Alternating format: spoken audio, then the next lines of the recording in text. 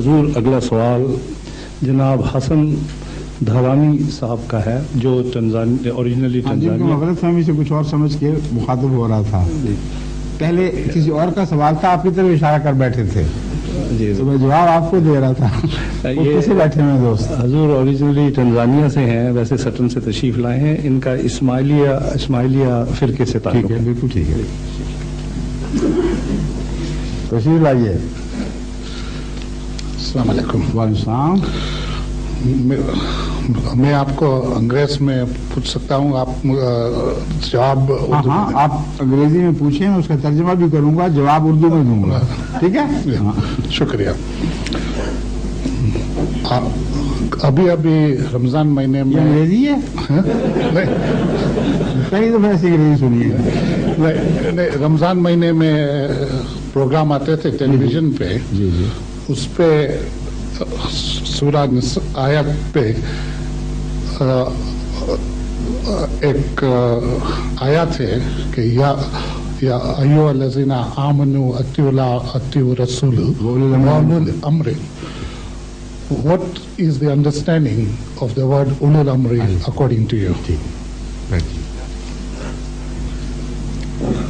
قرآن کریم کی یہی آیت جس کا آپ نے ذکر فرمایا ہے, اس سوال کا جواب دے چکی ہے جو آپ نے اٹھایا ہے.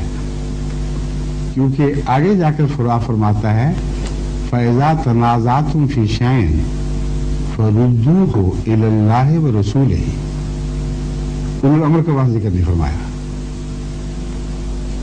بس اگر اولو الامر سے مراد خدا کا فرستادہ امیر یا امام ہے تو اس کے ساتھ دین کے معاملے میں جھگڑا ہو سکتا ہے اور اس جھگڑے کو پھر اس کی طرف نہیں لے جانا, جس کا مطلب وہ غلطی کر سکتا ہے.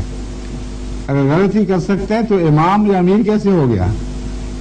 بس یہاں اولی الامر سے مراد دنیاوی بادشاہ ہیں جن کے پاس حکومت ہو, ان سے ان کی اطاعت کرو. یہی قرآن کی تعلیم ہے. انگلستان میں آپ اطاعت نہیں کرتے برٹش حکومت کی, کیا قرآن کے خلاف کرتے ہیں؟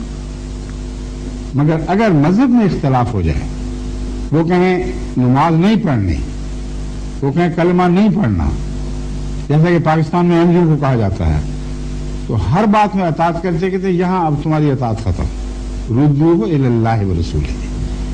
جب الامر سے صاحب حکومت سے اختلاف ہو جائے تو پھر اللہ اور رسول کی بات مانو, الامر کی بات بے شک نہ مانو. سمجھ گئے؟ شکریہ.